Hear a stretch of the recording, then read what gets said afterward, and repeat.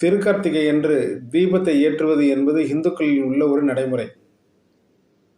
ஏற்றப்படும் தீபத்தின் ஒளியில் இறைவனை காண்பார்கள் இந்துக்கள். திருப்பரங்குன்றத்தில் கார்த்திகை தீபத்தை ஏற்றுவதில் எந்தவித பிரச்சனையும் இல்லை என்று கோர்ட் தன் ஜட்ஜ்மெண்டில் சொல்லிவிட்டது. இருந்தும் திருந்தாத திமுக அதை வைத்து ஒரு அரசியல் செய்து கொண்டிருக்கிறது. அவ்வாறு அவர் செய்யும் இந்த அரசியலில் இந்துக்களுக்கும் முஸ்லிம்களுக்கும் இடையே ஒரு பிரச்சனை இருப்பதை போல் காட்டுகிறார்கள். முஸ்லிம்களை ஓட்டுக்காக ஏமாற்றுகிறார்கள். இவர்கள் விளையாடும் இந்த அரசியல் விளையாட்டில் பூரச்சந்திரன் என்ற ஒரு அப்பாவி இளைஞன் தன்னைத்தானே மாய்த்து கொண்டார்.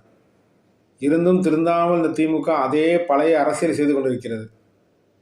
நீதிக்கு நாங்கள் தலை வணங்குவோம் என்று ஆட்சிக்கு வந்த அந்த திமுக கூட்டம் நீதிபதி தனக்கு சாதகமான தீர்ப்பை கூறவில்லை என்றவுடன் அந்த நீதிபதியே மாற்ற வேண்டும் என்று கூறுகிறது.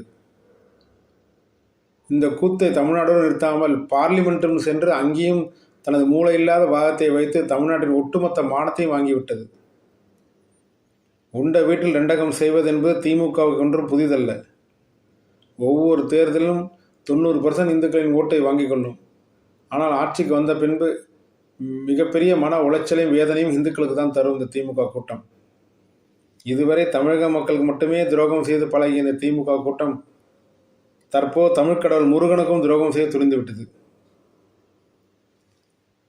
ஆனால் இந்த முறை திமுக மிகப்பெரிய ஏமாற்றத்தை சந்திக்கப் போகிறது. ஏனால் இந்துக்களிடம் மிகப்பெரிய எழுச்சி ஏற்பட்டுள்ளது. தற்போது நடப்பது நாத்திகத்திற்கும் ஆன்மீகத்திற்கும் உள்ள பிரச்சனை.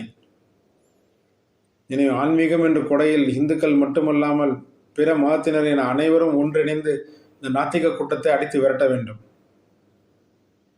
2026 தேர்தலில் நாம் அனைவரும் ஒன்றிணைந்து நாத்திக கூட்டத்தை அடித்து விரட்ட வேண்டும். அதற்கு நமது முருகனும் துணை நிற்பார். நன்றி, வணக்கம்.